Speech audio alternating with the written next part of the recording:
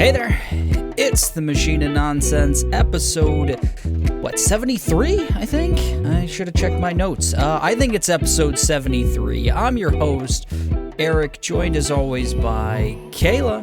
Hey. Is it 73, Kayla? It's 73. Hey, I guessed right. And we are joined by the true Northman, Michael Nels.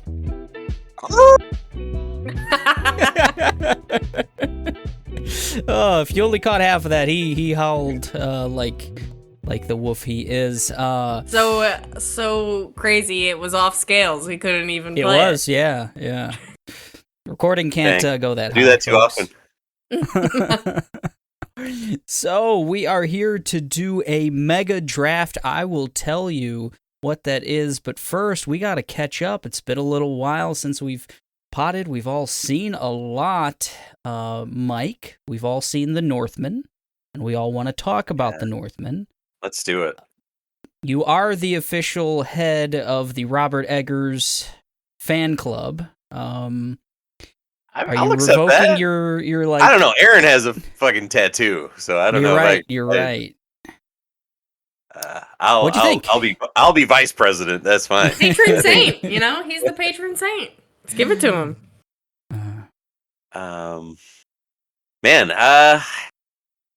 when I first saw The Witch, it didn't hit for me, but I've watched it recently and I really liked it the second time. Maybe that's what The Northman will be, because that's how I feel about this. I was super jazzed about it, and I don't know, it subverted my expectations of what the movie was going to be. And kind of gave me it Last Jedi'd me a little bit. Not as hard, not as bad as The Last Jedi did, but it's a rough comparison.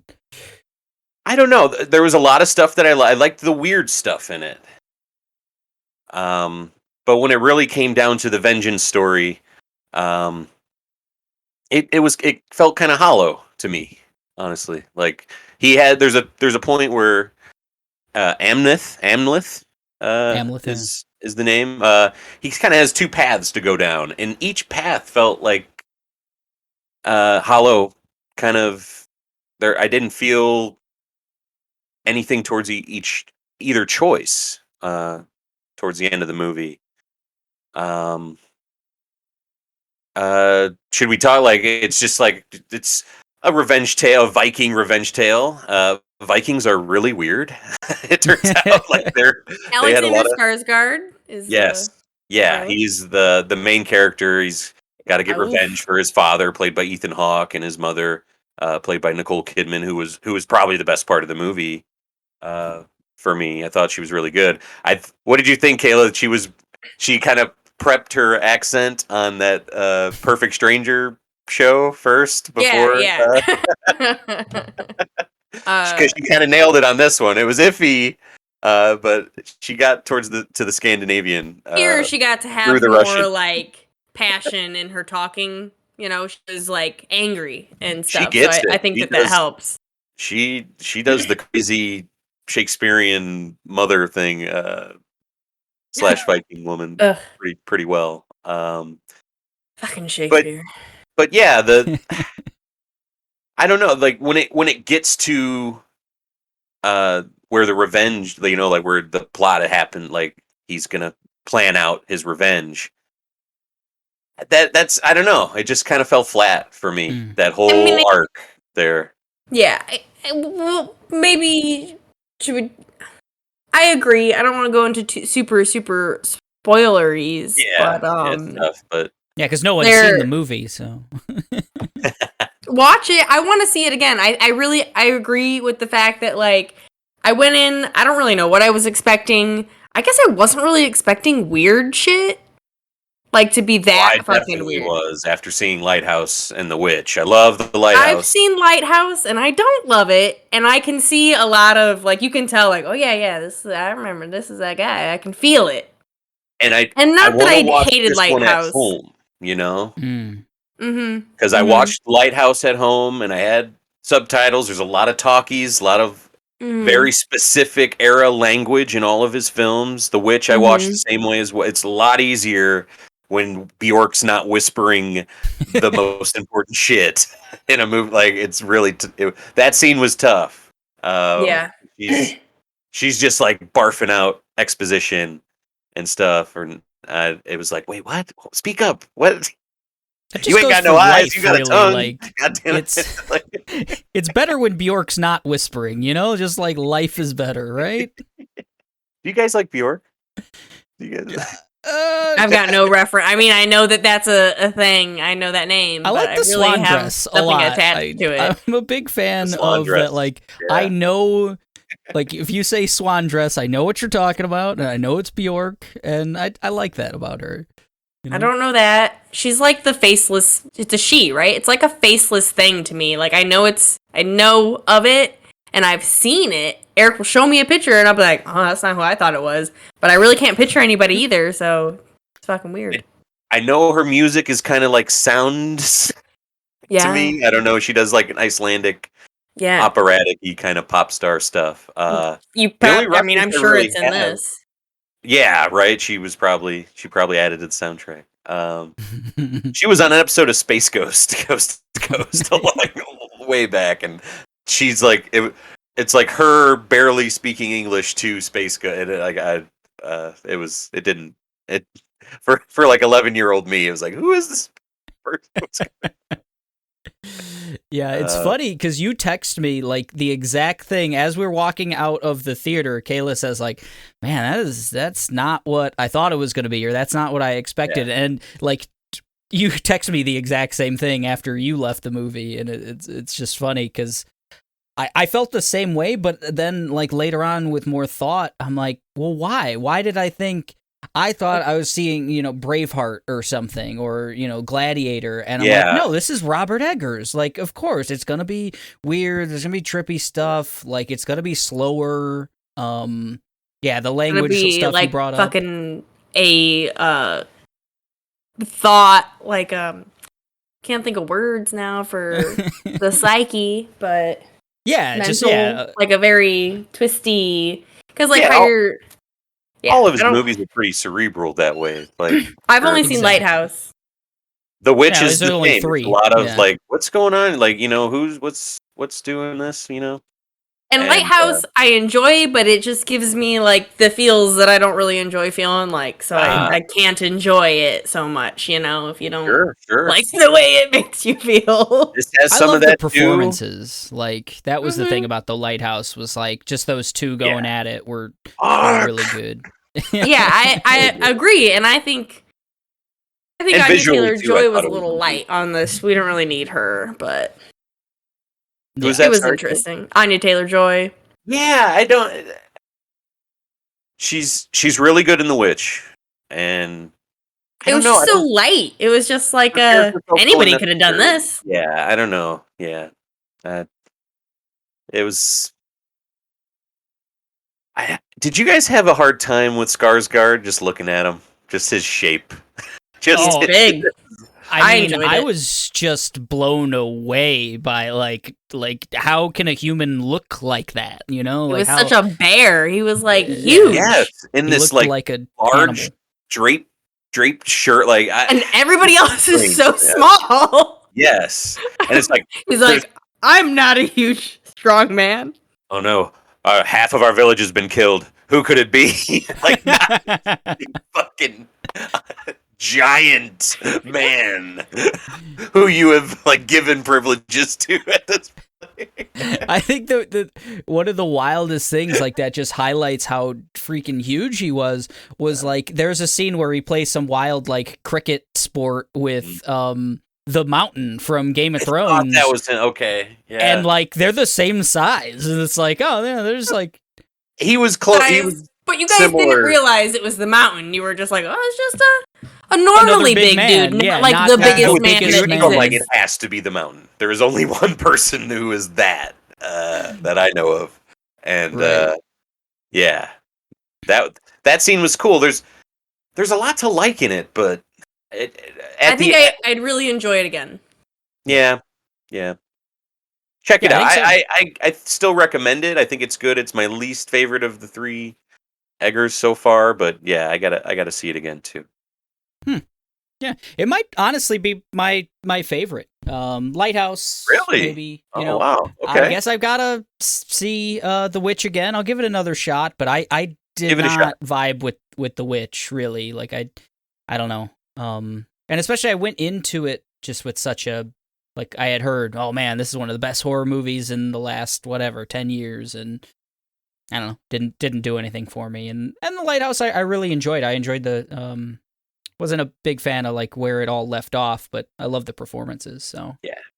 kind of this one too. That's kind of how I feel about this one. Like I liked several of the performances. I liked the trippy stuff, the action. But like you said, like where it left off, some of the decision making, some of like just Amleth, like I don't know, didn't ever like super dig him or anything. So. Yeah. Kayla had a fun revelation. She's like, shit. So Lion King is just Hamlet, huh?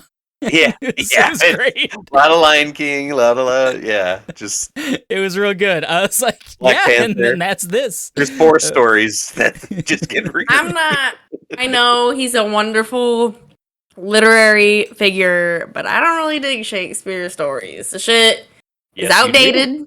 Because they're all what we watch. It's It's Shakespeare's. Sure, okay, but there are the ones that just seem like they keep getting redone, like West Side Story. I don't fucking like it.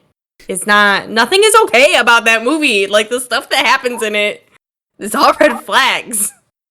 She's not wrong. She's not wrong. Once you're a jet, you're always a jet. You've been checking out a bunch of movies, though, Mike. What else did you check out?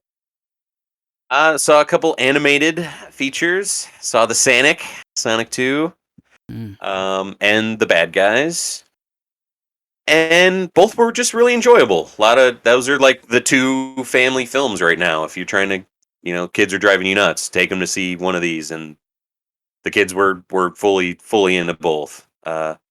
They really liked Sonic. Sonic's got a lot of fun laughs, a lot of just fun, cool set piece kind of moments in it and stuff. And Idris Elba, man, might come up at like the end of the year. Knuckles was pretty good. He's like, I love that movies are just kind of doing the let's put a Drax in every in our like buddy movie. Good because it's that kind of same like everything. He has to learn all these new customs, man. There's like a baseball scene, and he's like, oh, I just have to hit a ball. Yeah, I can do that. I'm good at that. Like, I will destroy all of you at the baseball. Tell me there's a Drax in a movie, and I'm gonna be there. How's Ben really Schwartz as Sonic? Is he good? It's pretty good. Sonic can be a little grating, his whole shtick, just like I'm fast, I'm gonna get you. But it's not really good Ben Schwartz, actually. It was good. That was pretty good. No, high energy to me. That's Schwartz doing an impression of me that I've been doing since years old. Okay, so. Could be. But no, it's good. There's it's just a fun like buddy, like it's Sonic and Tails becoming buds, and Knuckles and Dr. Robotnik are trying to do this whole plot with stealing an emerald, and it's just silly video game stuff. But the jokes and the humor and everything, it worked pretty well. Robotnik's good. Jim Carrey's he's doing a good 90s-esque Jim Carrey for sure. Well, this is what he's going out on, so No, they're gonna. That guy's a weirdo, and he still likes money. I think so. He likes being in the limelight again. I think. So the I am everything and I am myself, or whatever he said, like whatever kind of Lauryn Hill song that he was sprouting in the media. He'll be back. There's gonna be a Sonic 3, spoilers, but And Bad Guys was just a awesome. Just to jump over there, Hey, an awesome, fun heist kind of movie. Sam Rockwell does really well as the main character. He's like the big bad wolf. And there's Mark Maron is his best friend, a snake, and Aquafina is a spider, and there's all these characters that are just known to be scary in real life. So they get a bad rap, and so they just turn to a life of crime because, like, whatever, and um, hijinks ensue, and there's a heartfelt, ending and everything at the end of that one. But But it's they're with really fun. it's like mixed humans and animals. Yeah, it's a weird world where there's just anthropomorphic animals everywhere, and there's still normal animals because they like befriend just a cat, like a normal. wow. So it's like a mix of everything. It's like if all these folk myths, whatever fairy tales, it really existed, I guess, kind of thing. Like, but in the but now it's modern times. Sam Rockwell might be my favorite villain, like, working right now. Like, just play a bad guy, and I super dig him. Like, he's great. I think he's my favorite good guy because, Yeah. in like Mr. Right and stuff, like where he's like, He's the clown nose guy, right? That's a good one. yeah, and that movie's awesome. He plays a good, not when you're good at like a neutral kind of character. It's escaping me. What This you call is not that? a podcast of many words He's just today. good. He's just good at acting. I don't know, he's Like great. a Vegeta, you know what I mean? Whatever you call Sure. it. Charles Barkley, if you will. Yes. Yes. I love him in JoJo and in like fucking Three Billboards and stuff. He's just I don't know, he's just angry and great. Kayla, He's cocky. Yeah, he is, and he's good at it. An Oscar winner. Mm-hmm. We've been hitting it pretty hard. A lot of getting pulled in a lot of different directions. What have you been digging most, Kayla? We finished the Ted Lasso's second season. That's all that's available. And the first one. Right. We had already talked about that, though. Yeah. Second season was as good as the first, or it's not as good, but yeah, that's what I heard too. Yeah. I tend to disagree. That is the thing that people have been saying, but I went into it like expecting, I guess, it not to be as good, and I thoroughly enjoyed it. I just like how they expanded all the characters and stuff. There's one character I didn't like, but you're not supposed to, so. Nah. I like him. Did you guys check out Barry? No. Not yet. Not yet. No. Maybe But tonight. we did start Severance. I want to watch that. I really do. Yeah, Adam Scott. He like goes. Do you want to know just the bits? Yeah, sure. Yeah. I mean, the Severance is like where he goes to work and he really only knows work stuff. He like goes down an elevator and can't remember his name, can't remember nothing. He just goes to work. But when he leaves the building, he can't remember anything about work. Like, he doesn't know his coworkers' names. He doesn't know really what he does. He just knows he works in this department, that he goes there and can't remember it. Like, it's known. It's a thing. It's like an implant he has. Yeah. In a lot of ways, like, Moon Knight is disorienting, like, for a reason, because it's, like, an insane person. This is also very disorienting, or I found it very disorienting, and I think it's meant to be. Like, yeah, because there is this, like, they call it the bifurcation of the mind. Like, it's literally like you have one mind in work and one when you're outside of work. And they mentioned there's an implant.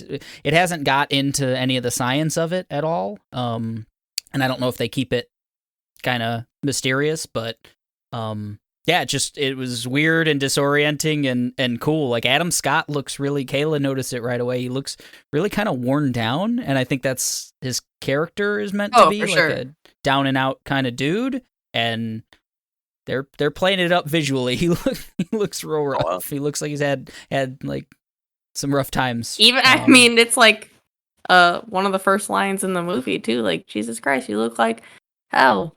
Oh right, yeah. It's So I'm interested. I think he's really good. It's gonna be. I think it's kind of got some like black comedy vibes. Like I think it will be funny, but also very much like serious at the same time. And I think he can There's do that. some. It seems like there's some shady shit going on at the company he works with. Obviously, if he can't know what he does there. I've only heard great things about it. I really Directed by Ben Stiller. Yeah. Ben's It's great. got super Control vibes too, like the game I've heard Control. that, yeah. Because like when he's in this building, it's this real kind of like nondescript office setting and stuff, and the technology is a little like older, like analog. Weird, like not kind of analog, like a mix of analog and digital. It's interesting. Oh, wow. It's like a weird tech. And real big Control vibes. So, you know what? Did you guys see Maniac, the Netflix? Yeah, Jonah Hill. I haven't. I want a show to be like. I wanted that show to be really good. I wanted to have like a Control kind of weird, a Twin Peaks kind of vibe. I guess I've never seen Twin Peaks, but everything is connected to that. That's weird. Played Fahrenheit or whatever that Maniac wasn't great. Devs wasn't great. You know, a weird mix of technology and mystery and like sci-fi stuff. I want a really good show like that, and hopefully Severance can be that. It's laying the foundation. Yeah, first episode's interesting. It's definitely. Oh, you just one in? Oh, okay. Yeah, we're only one in. Yeah. Cool. Yeah. Cool. They're hour-long episodes, so they're meaty. Nice. Barry flew by. It went too fast. I was like, wait, what? I thought Barry was like hour-long things, but it's like 30 minutes for Barry. Man. See, maybe I do want to wait. I can't deal with that. It was like watching an ad. Like a sprinkle? Yeah. Like, wait, what? Like trailer. Oh, this is just a Marvel trailer. Father Stew. Oh, you might want to hold off. I'm gonna go weekly. I'm gonna dig in, but there was no. I remember I told Eric and Josh there's no recap before the episode, and it's been like 2 years without Barry. So I was kind of your boy was iffy on the details, so it was a little difficult to. Yeah, you miss stuff then. To be in the same head because it starts in a dark place. I don't even remember where we left him. No, I don't either. Right. I had a heart, so I'm like, oh, Barry's not well. Barry is not okay. How's my boy NoHo Hank? Ugh. He is doing very well. I was at first. I was like, oh, nothing can stop that man. That's all that matters. That is all that matters. Oh, good stuff. I hope nothing bad happens. That's what the movie's about. He's living it up. He's kind of living the dream right now. Oh God, yeah, he's so good. He is so good. They're setting him up for a big fall, I think. Unfortunately. Oh no. Gosh, is that everything? We finished the after party. That was so fun. Yeah, more Elden Ring. I think I'm just about level 100. So I'm like halfway through the game, I think. Yeah. Where are you at? You still in the capital, or? Just like on the outskirts. I just beat the two the guardians of the capital. I guess they were. Oh, okay. There were two enemies there. I finished Tunic. Okay, how'd that finish? With a whimper in a way. I don't know. It couldn't keep up this. The game really has a fun way of doling out. There's a hidden passage around every corner in this game. You're always constantly feeling like you're finding a secret, or you're finding a shortcut, or wow, this leads to this. What does this mean? And then all that kind of runs out, and there's just a bunch of fetch questy kind of things you got to do. Yeah, it just didn't. It couldn't keep that going. The instruction booklet stuff was still very cool all the way through. Like every page you find, you're kind of like discovering a new mechanic, that's what this means. And the story is just kind of. I thought it was gonna be something at some point, but then there's nothing really there. That they explicitly tell you, at least. Maybe Vati will do The Dark Souls guy who does all the lore videos will do a tunic. But yeah, I think that's about it for me. Is there a lot of like optional stuff? Do you feel like do you get to jump back in after you beat the last boss or anything, where to do like There's a ton of stuff I didn't find. Like, in order to get a true ending, you have to complete the whole instruction manual. You got to find every page to it, and I'm missing one set of pages. And there's a whole there's like secret fairies or something in the game, like which I've know nothing about. I've never seen any of these like fairy fountains, fairy Zelda-esque, I guess. And you have to find like half of the fairies in order to get the final page, I guess. And so if I'm gonna dive back in to get that ending, that's what I got to do. I got to do a bunch of kind of silly stuff. Seems like. Did you keep an hour count? Do you know how long it took you? I think it keeps count. I'm probably around that average, that 12-hour kind of thing. I really did kind of scour around and try to find as much as I could. There's some really cool dungeon areas in this game. I just wish there was more. I don't know. It just was kind of it's a lean experience as far as like the places you have to go to get the tchotchke that lets you open up, whatever. Gotcha. There's a place called Frog's Domain. It's really cool. Ooh, A bunch of frog warriors down there. A lot of Chrono Trigger vibes. 12 hours sounds so wonderful after just. Yeah, it's a breezy kind of thing, and it is nice. It can be tough to like, man, how do I get back to that kind of spot kind of game. Like Elden Ring. But then you find out that the instruction book, like the map in there, works like a Resident Evil map, kind of like it shows you where you are, and nice. like that kind of thing. And then it gets a little easier once you figure that stuff out. The game does not tell you anything. There's like everything's in a weird language. It's supposed to, I guess, invoke importing a Japanese game years ago and not knowing how to decipher the instruction manual or what's going on in the game. Which I never done any of that. I always, Video Extra, rented that shit. If it came with a book, it came with a book. If it didn't, it didn't. But it's cool. I highly recommend it. It's on Game Pass. It would probably definitely be in my 5 at the end. I think I did really like it. I almost loved it though. It was almost supplanted the Ring. Nice. But yeah, I'm gonna start Weird West soon, I think. Awesome! I can't wait to hear about that game. Yeah, excited. It was on. I seen it. It was on Game Pass, and I downloaded it, and I just gotta find time to start it. That seems like a cool, Deus Ex style kind of game, but set in the West. So where you can just kind of like come at things from all different directions, do all different kind of whatever you want to do kind of stuff. So I'm excited. Hell yeah.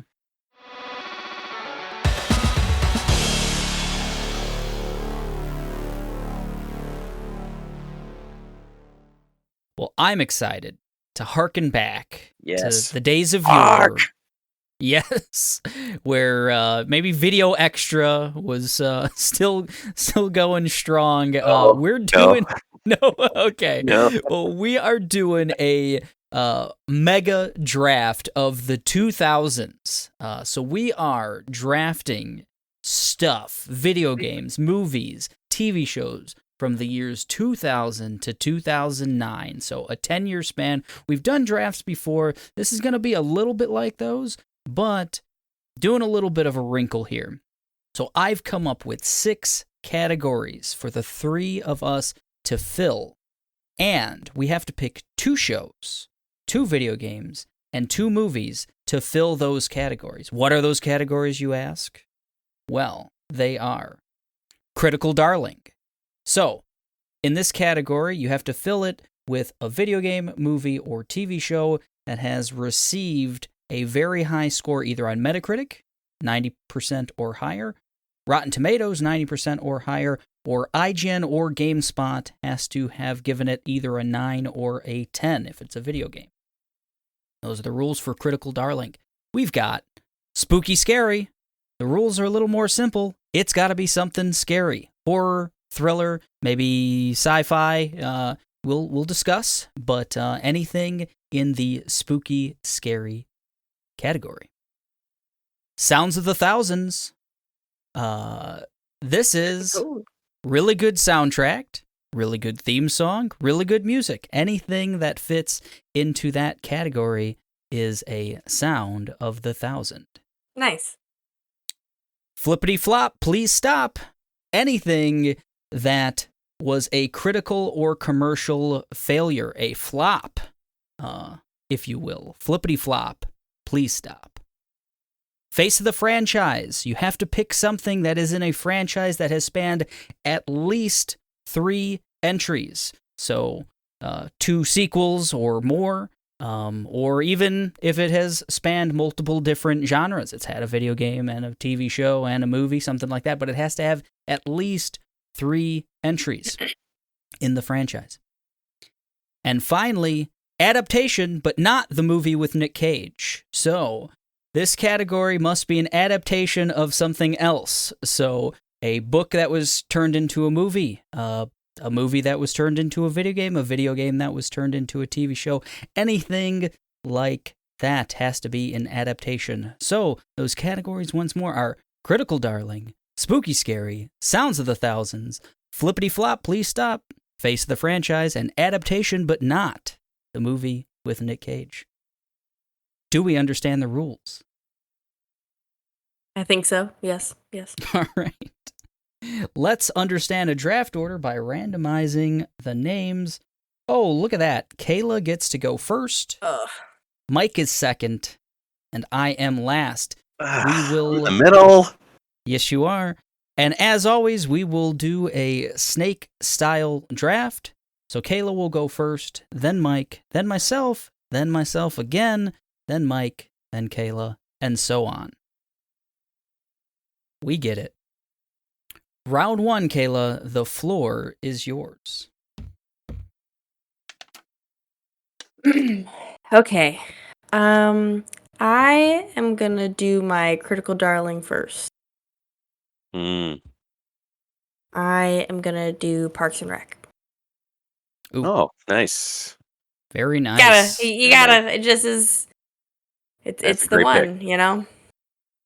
You know, that one just completely went past me. That's real good. 93 on Rotten Tomatoes. Oh, well, hell yeah. Deserves every minute of it. Very nice. Okay. I'm going to go with franchise first. And I'm going to go with Grand Theft Auto. We got 3 Vice City and San Andreas in this decade. Just 3 of the best games ever. I don't know. They all fantastic. Either game could have been selected in the soundtrack category as well. Yeah, I don't know. Franchise seemed like a very thin category for me, so I wanted to get that one out of the way first. Very nice. Very nice. Grand Theft Auto. In face of the franchise, Kayla with Parks and Rec in the Critical Darling.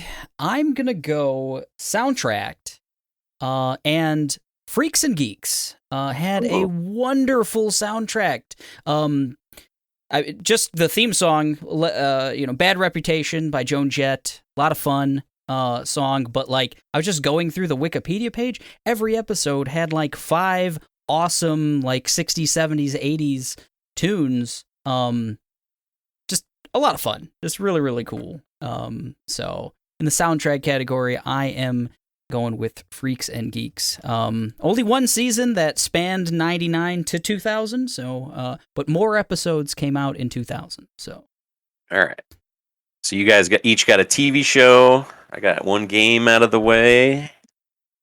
We got to keep track of that stuff. No funny business. All right. You can help me. I'll accept help. All right, I will. I'll do it. Per All right. Tomas, I've got a spreadsheet going, so I'm doing it.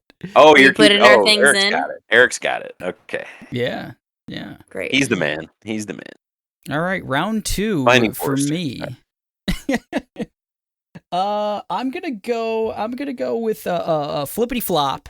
Please stop. Ooh. This was a movie that I was really, really excited for at the time.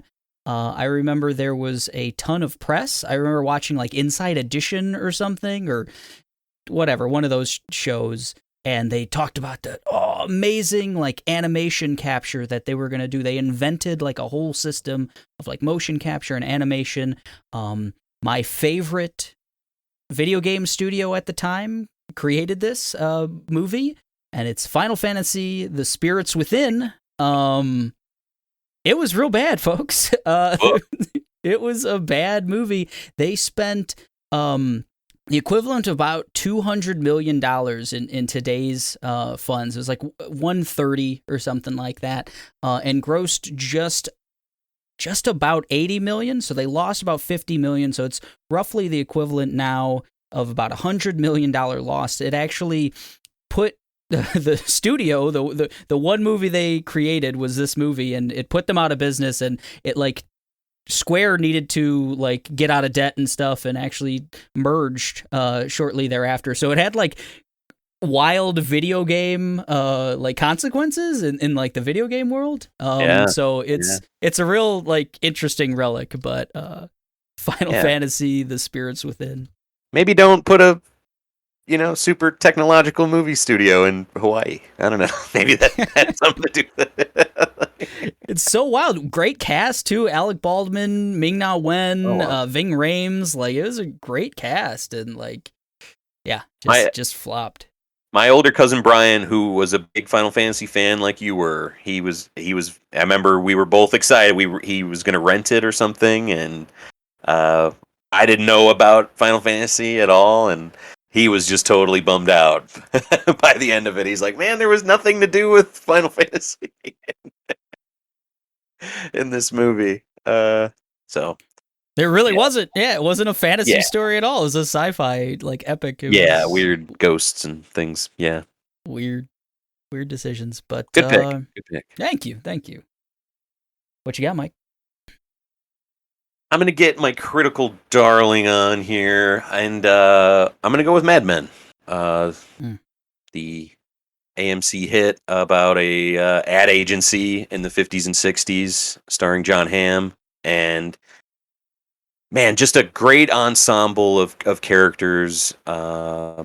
Elizabeth Moss is great as Peggy in this show, as like a woman who starts kind of at the bottom as a secretary and really fights and claws her way up to writing copy for this giant, ad agency where women are not taken serious. And Don Draper, John Hamm, man, when he's doing every kind of season would kind of hinge on him having to sell his idea to somebody in some kind of meeting or something. And I don't know. It was just like MJ or something, like he would always just come out on top. He would always figure it out on the fly and just kind of have this eureka moment in these big ad meetings and stuff. And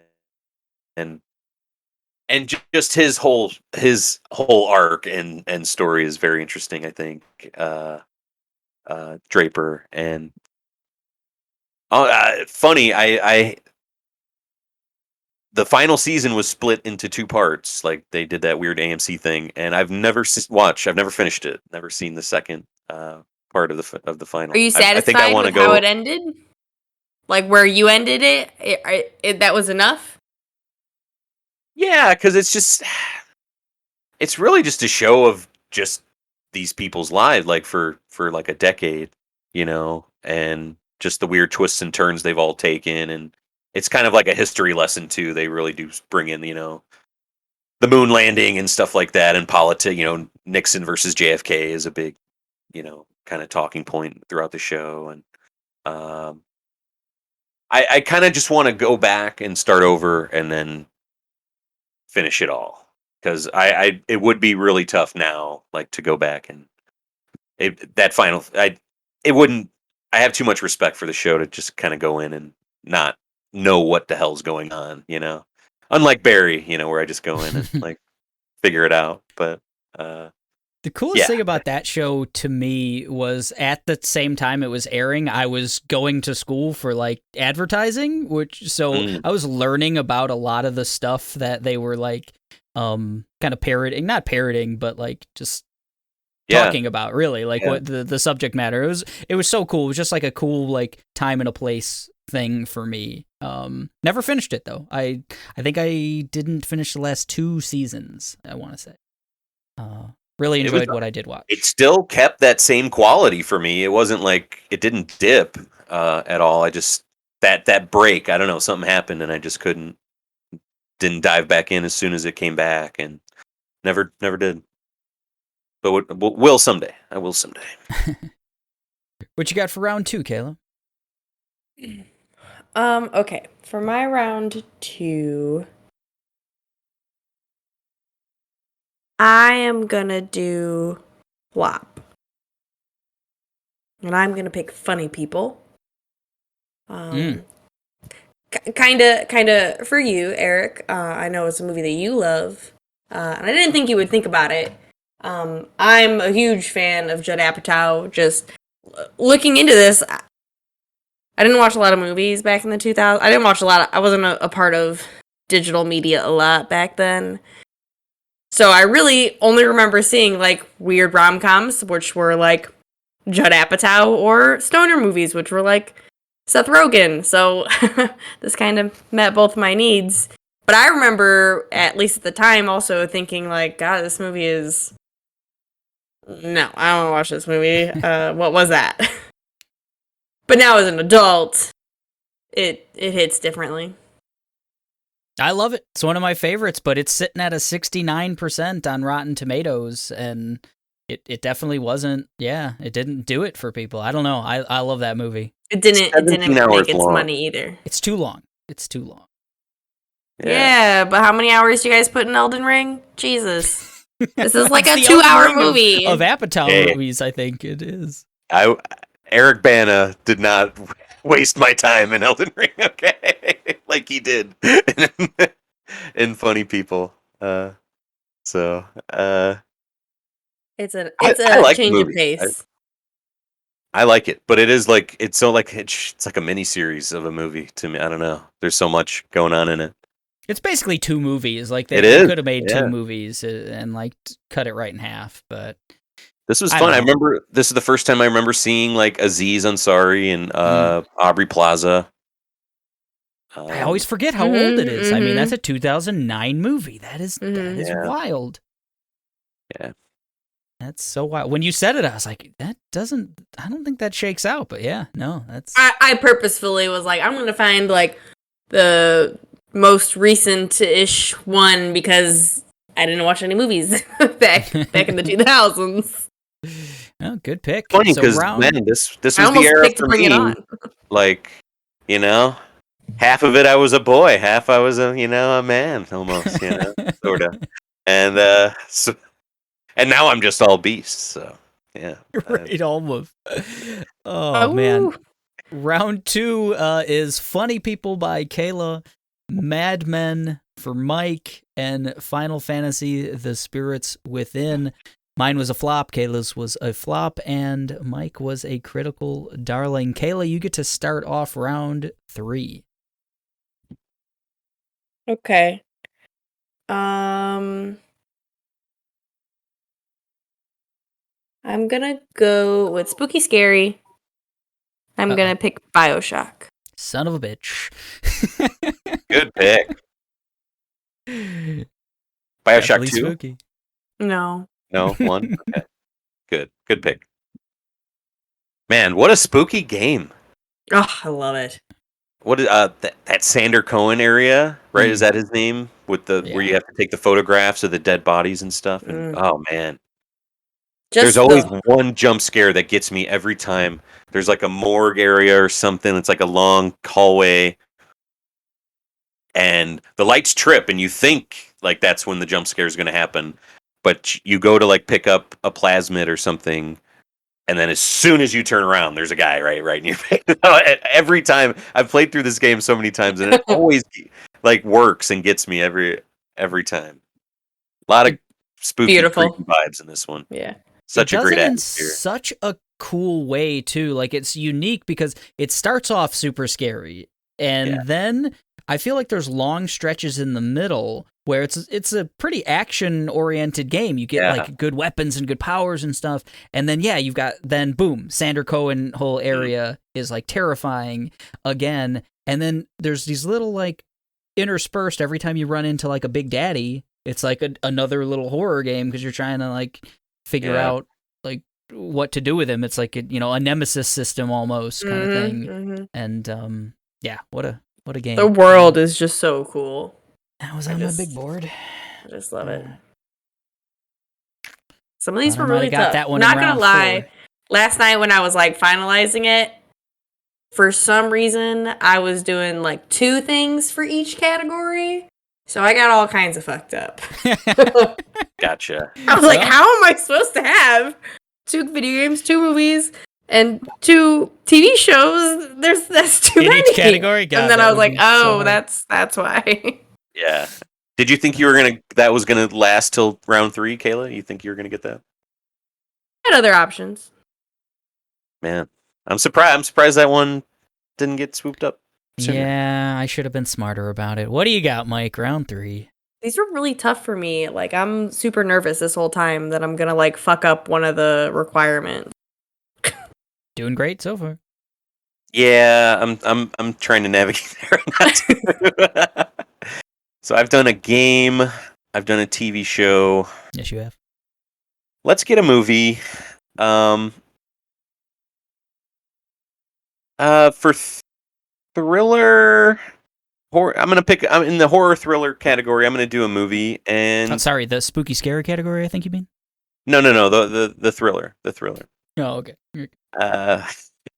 I'm gonna do Gone Baby Gone. Here, just Great a movie. fun kind of roller coaster, crime thriller ride, man. And there's a lot of fucked up shit in this movie. It's not for the faint at times. It's real dark at times. And man, just really enjoyed the Casey Affleck performance in this. Morgan Freeman's pretty good in this too, and didn't saw it pretty recently. Actually, did not see it at the time, and it held up for me. I really enjoyed it. Told you about it for 10 years. You know? Yeah, hey, yeah, Gone Baby Gone. It's so good. It's so good. Gone Baby Gone in the spooky scary category. I like it. All right. So my bracket got busted a little bit here, but I'm sticking to it. I can recover. I'm gonna do an adaptation here, but not the movie with Nick Cage. I'm gonna do Watchmen, the movie with the Watchmen. Good pick. An adaptation of the graphic novel, which I've yet to check out. I really need to. I love the TV show, love the movie, love the universe, but have yet to read it.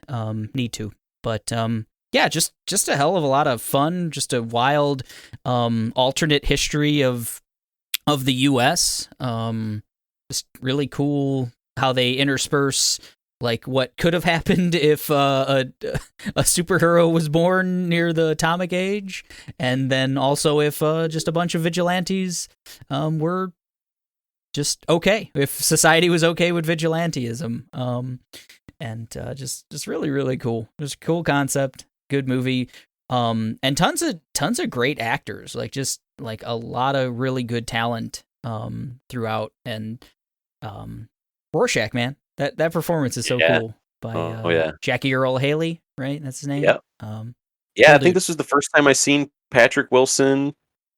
I only knew Jeffrey Dean Morgan from his stint on Grey's Anatomy before this. It was cool to see him as the comedian. The mom from Spy Kids. Cool to see her again. But yeah, great movie. I saw this multiple times in the theaters, two whole times. That's multiple. And really loved it. Great sound. This could have been picked in soundtrack too. There's some really cool needle drops in this movie. This movie kind of almost responsible for me getting into Bob Dylan, because the times are a changing opening was just like, man, that was cool. I thought it was pretty well done, and I really liked the song at the time. That's fantastic. When I kind of dove in. Yeah. 99 Love Balloons when he's like meeting her at the cafe or whatever. It was just like, that's cool. That's good. That's a good choice. Nice. Okay, well, round 3 is over with BioShock in the spooky scary category for Kayla, Gone Baby Gone for Mike in the spooky scary, and Thriller. In the adaptation, but not the movie with Nick Cage, I picked Watchmen. Round 4 starts with me. This is where I really wanted BioShock in this round. Thought I could get some late value, but I'm going to stick to spooky scary and pick Left 4 Dead. Really enjoyed Left 4 Dead. Played just countless hours of that game. And in a super wild co-op action game, when you see the witch, it's real scary. It's real freaking scary when you hear the witch, mostly. And yeah, some of the scariest times I've had in the 2000s playing some Left 4 Dead. A lot of tense stuff in that, because you're like, oh man, okay, we just got to get. Can we try to sneak? Oh fuck, no, we it's happening. We're not. Exactly. Yeah. Especially when you're like having to hold a gas can, or someone is not able to be offensive. Like, oh man. Fun multiplayer, tense, creepy times. Hell yeah. Good stuff. What you got, Mike? Round 4. All right. I'll do my adaptation, but not that adaptation right now. Man, I got 3 really good picks. I only had movies really for this one. I have a question for you guys.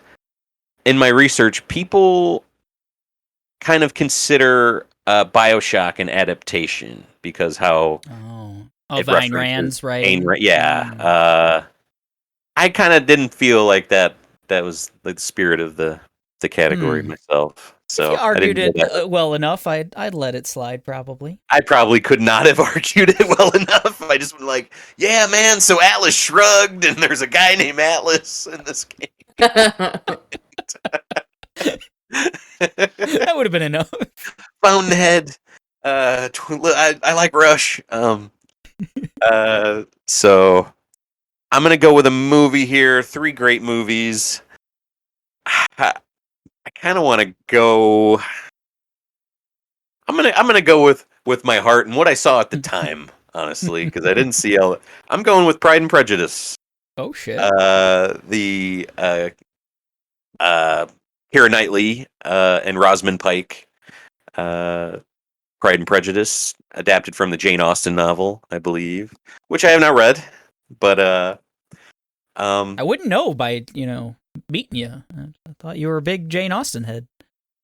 I've seen the film starring what's her face, Anne Hathaway, but that is all I really know about her. And this is just a fun love story. The only reference I had up to it from this point was in You've Got Mail, where Meg Ryan convinces Tom Hanks to start reading the book, and he just throws it in the garbage or something like that. And man, it's just a really fun love story. Great Donald Sutherland performance in this. Man, his name's escaping me, but he plays Tom Wamsgans in Succession.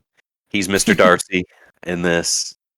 And it's just a fun, great period piece. Put Keira Knightley in some petticoats, and you got yourself a banger for sure. Where's the shit out of petticoats? You're not wrong. Yeah. So yeah, Pride and Prejudice. I'm going from the heart in this draft. Going. When we do the 2010s, we can do Pride and Prejudice and Zombies, the sequel. You're right. Lincoln Vampire Hunter. Yeah, that's what I was just thinking about. I think they're written by they are adaptations of books, and I think they're written by the same person. I want to say. Kayla, what you got? I'm going to do franchise next. And I'm gonna go with Lord of the Rings, Return of the King. Nice. Which category for this one? Franchise. Franchise. Yes. The franchise of that decade, kind of, Wow. I remember going to the theaters and I made sure I only picked things that I was a part of, so that narrowed it down a bit. Oh, hell yeah. Might have known things, awesome. but didn't pick them. I forget if it was Arby's. I don't know. We went to a certain fast food restaurant 4 separate times because on 4 separate weeks they had these tumblers of the fellowship. It had to be McDonald's or something. No, it was someplace. It was different. It was Arby's. It was Long John's or something. Oh, or did you mess up your? Well, you've got until the beginning of round 5. Movie you can't pick now? No.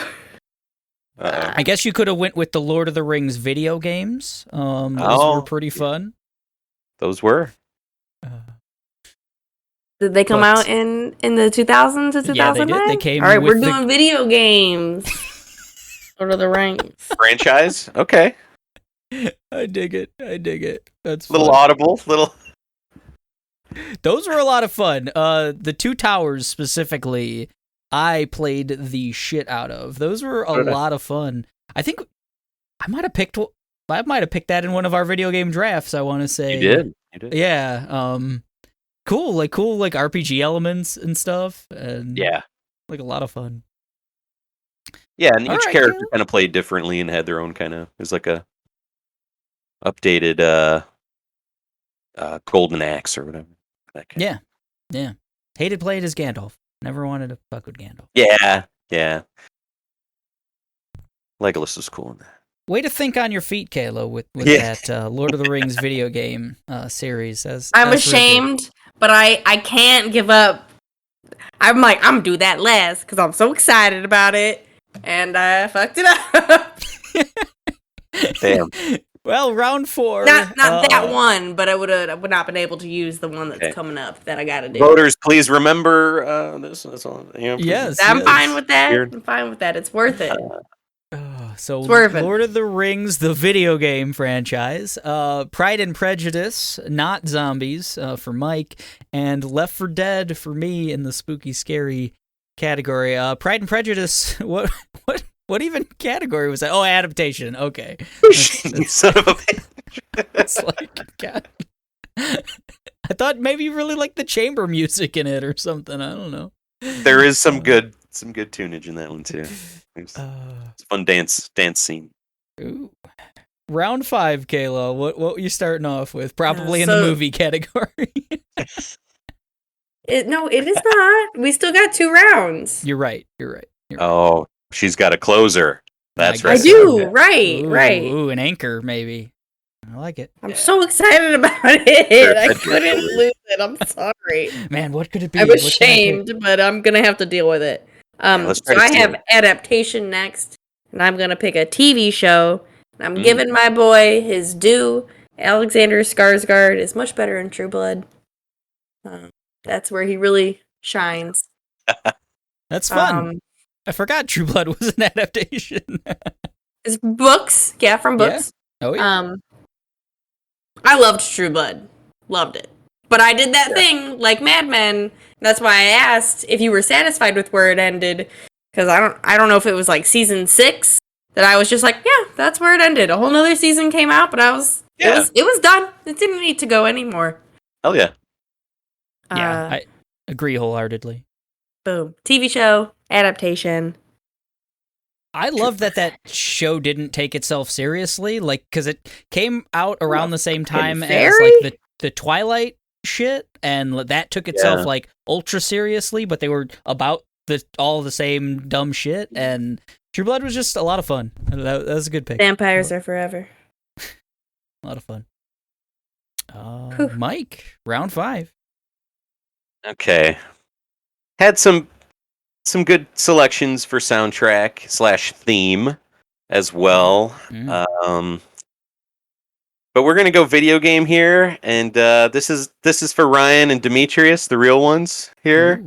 I'm gotta go with Simple and Clean from the original Kingdom Hearts. Just being in 7th grade, seeing that commercial, hearing that song, it's what made me want to play the game. It's what, made me play multiple of these games ultimately.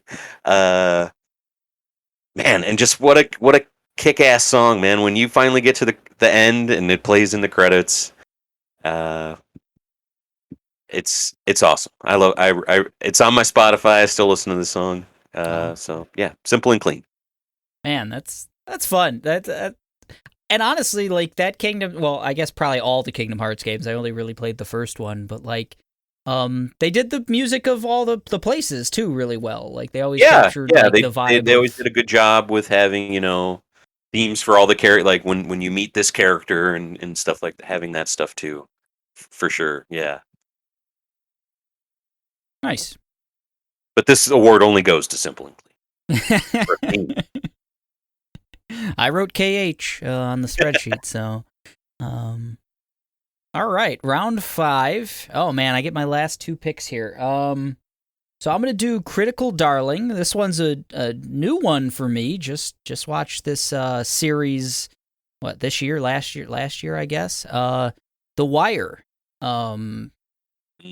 Really awesome show. Everyone has told me that I should check it out for 20 years at this point, and it didn't disappoint. I think like people were right. Like this is a cool ass show. The last season was so. I think most people kind of agree on that, but just like really cool characters, really cool like take on a crime / cops and robbers like story where everyone sucks. Like the robbers suck, the drug dealers suck, the cops suck, and it's not afraid to kind of show all of that, like the dirty parts of politics and policing and everything else. And rest in peace, Michael K. Williams. He's fucking super great.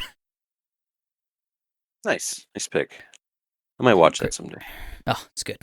It holds up for the most part for being, old. Some of the technology is a little, they're like, oh, we've got these wireless wiretaps, and it's like these gigantic things, but it's good. It holds up. That HBO show, We Own the City, I keep hearing it. Is it a spinoff from The Wire, or is it just kind of... I think it's a spiritual successor. Oh, okay. It's like also Baltimore crime. Oh, okay. I've heard Barenthal's really good in it. I might check that out. Yeah. Were you going to check that out?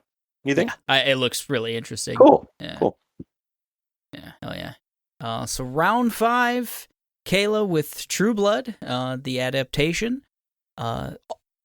Mike with the entirety of Kingdom Hearts, including Simple and Clean for soundtrack. And The Wire for me with in the Critical Darling category. Round 6, I will start it off. The last category I have is Face of the Franchise, and I'm going with the Metal Gear Solid franchise. Specifically, Metal Gear Solid 4 is one of my favorite games of all time, and I want to play that game again soon. I think it's locked on the PS3 right now. I don't think I can play it like in a legal fashion, but... what an awesome franchise. It probably could have ended at 4 if it really wanted to. Batshit crazy and a lot of fun. And I can't wait till... I know one of the episodes we're going to have is we're going to cast the Metal Gear movie, maybe closer to when we get a release date or something, but that's going to be a lot of fun. The episode, the true lost episode, because it never happens. Oh, what you got, Mike? Final pick. My I need one more TV show, I believe, and I'm gonna go with Flop. And this show, man, just was. It aired originally in 1999, lasted until mid 2000, I want to say, and it's the Tom Green Show. Oh wow! Which aired on MTV. And I was in 5th grade at the time, and gosh, this was I I thought Tom Green was just the coolest person in the world. I would watch it was basically he was a jackass type person. He would just do these pranks and just do weird shit. He would walk into a pizza parlor and pay with a pizza with a bag of pennies and just dump a bag of pennies on that type of stuff. He would just do man on the street, just annoy people and see what happens. And man, for me at the time, it just spoke to me. The Bum Bum song, it got to number 1 on TRL, and Tom Green retired it when it went to number 1. I thought that was the most baller shit ever. And man, he was a thing at the time. I don't know. He married Miss Drew Barrymore and cameo in Charlie's Angels and shit. Got testicular cancer. Had that whole MTV special about that. And man, just this ushered me into the new millennium. Tom Green. Man. It's a good pick when you said like, yeah, so it started in like 99, went into mid 2000. I was like, shit, I already picked Freaks and Geeks, man. But no, that's good. Also a flop as well, you know. There was the critics did not like Tom as much as I did. An audience didn't either, I guess. I dug it. No, it came up in my research too. I almost picked it, but it is one that I didn't really partake in. I've seen Freddy Got Fingered. Oh, right. He got his own freaking. Thank you, Kayla. Tom Green got his own fucking movie. All right, so he was a thing. He was right. Hell yeah, he is a thing. He is force of nature. All right, Kayla, you've got that. We've all been waiting for this one. Here it is. My pick for soundtrack is Hustle and Flow. Oh shit! I was busy not watching movies, but I would watch this movie, and then I would go on a burn cruise, and I would listen to 3 6 Mafia over and over and over again. Oh, I've heard the tale. Selena, yeah, Selena. But still, that's my shit. I think she'll love that pick. Yes. Yeah. Oh, that's shout out to Selena. Terrence Howard, man. Yeah, it was so good.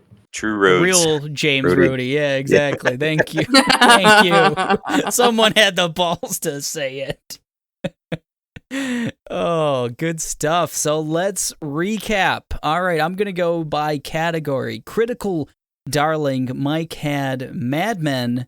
Kayla had Parks and Rec. And I had The Wire. We went TV heavy on Critical Darling. Spooky Scary. Mike went with Gone Baby Gone. Kayla went with BioShock, and my thing says BioShock for me, but I did not go with BioShock. What did I end up taking? You crook. I went with Left 4 Dead.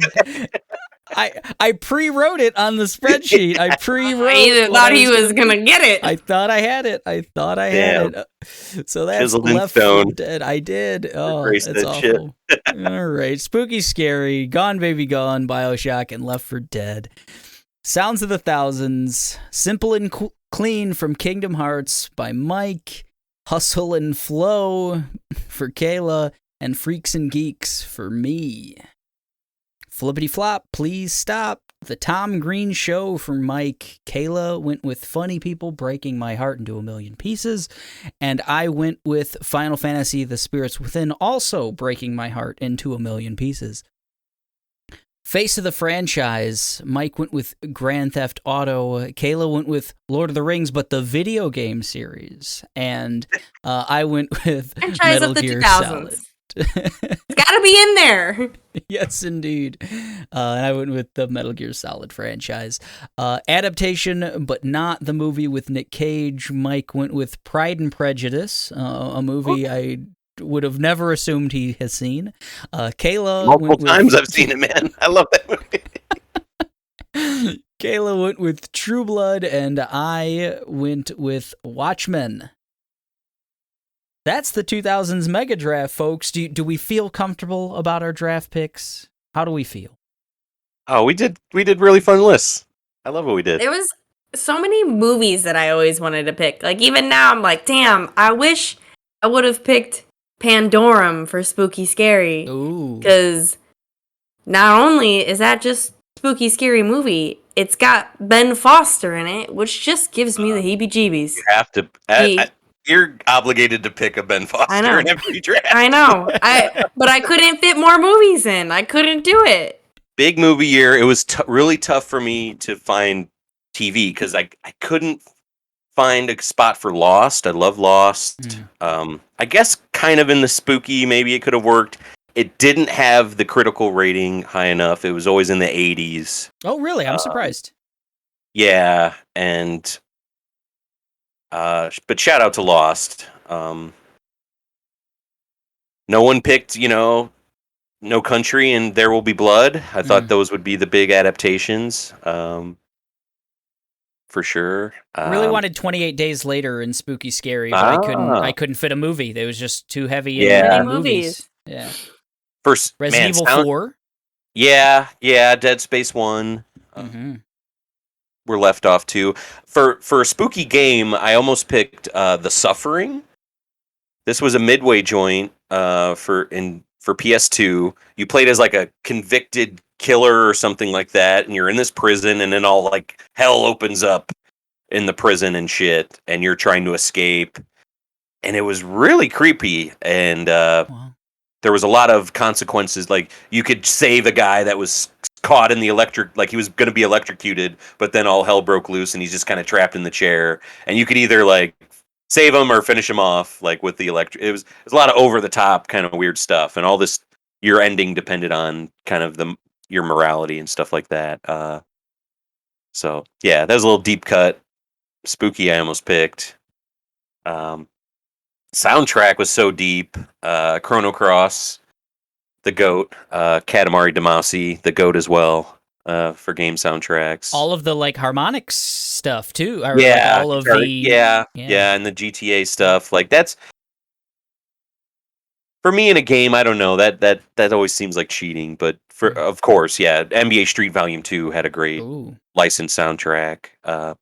Walk Hard, the Dewey Cox story. Oh, so I love good. the soundtrack for that. The original music for that is great. I mean, Kill is Bill it cheating? Volume 1, I really wanted on soundtrack. Is it cheating to say Guitar Hero? No, I mean, I thought that might get that was the picked. harmonic stuff. It's not cheating, but if you picked it, like, yeah, of course. Like, there's so many great songs on all those games. Critical Darling, my darling Shadow of the Colossus. I almost went with, but I needed that TV show slot, so I had to. Mad Men for that fit well.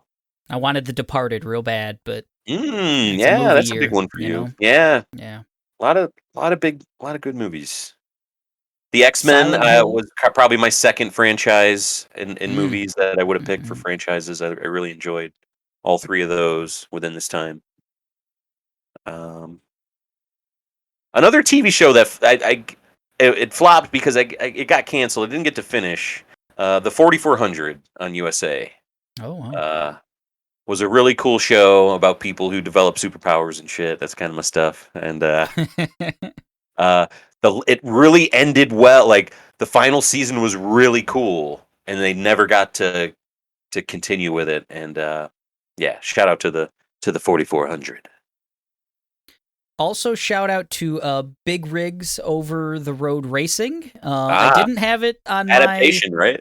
I had it on my flops for a long time, but I've never played it. But I watched a shit ton of YouTube videos of bugs. It's like one of the most awful games ever released, apparently. And there was some great YouTube stuff. So everyone go out there, type in Big Rigs Over the Road Racing, and watch it for about 10 minutes on YouTube. It's good stuff. Also, I wanted to shout out Josh, Pluto Nash, The Adventures of Pluto Nash. I wanted that in flop, but I couldn't do it. This might not hit you gentlemen as much as it did me, but so I look up 2000s flops. And all that comes up for me is a bunch of ladies flip-flops. Like the 2000s like stacks of like the black flip-flops that I used to like float in the pool and stuff. Yeah, just ladies flip-flops came up. Should have done a wild card category and you could fit that right in. Some jellies were in there, you know. Oh, Yeah. That's good. That is good. So that was the 2000s Mega Draft. Hope you enjoyed that. Episode 73 of the Machine and Nonsense is coming to a close. As always, check us out on social media. Go to anchor.fm/Machine and Nonsense to leave us a voice message. We got one from our good friend Demetrius. And shit. he had a little bit to say about our dissing of Black Panther, and I think he misunderstood, because we didn't diss Black Panther. Mike guessed it. He said that that's the highest rated of all time Marvel movie on Rotten Tomatoes, and all a couple of us said was that, oh man, I thought it would have been Endgame. We liked Endgame. So I just want to go on record, me, Demetrius Bright, being of sound mind and body, of cognitive thought and sapience, say that Black Panther is where it's at over Endgame because of its cultural significance, and I just thought it was worth mentioning, not to, belittle the achievement that is the Marvel Universe's Endgame event, but just it was more impactful as a cinema experience, as a Black American, to be like, oh yeah, I could be a hero too. And Endgame just doesn't have that. It's kind of like the Spider-Man effect, I guess, yeah, if you think of it that way. Alright, that's it. That's all I wanted to say. Also, I'm down to do whatever. Anytime. Okay, bye! So, Demetrius, we love you. We also love Black Panther. It's a great movie. I did. Yeah, hell yeah. But we also love Endgame. So, but Endgame was just so much coming together, and Black Panther is just a piece of it. Too. So it's part of the whole. So thank you for leaving us a little voicemail, Demetrius. We love you. We love all of you out there. And we are saying goodbye. Bye. See ya.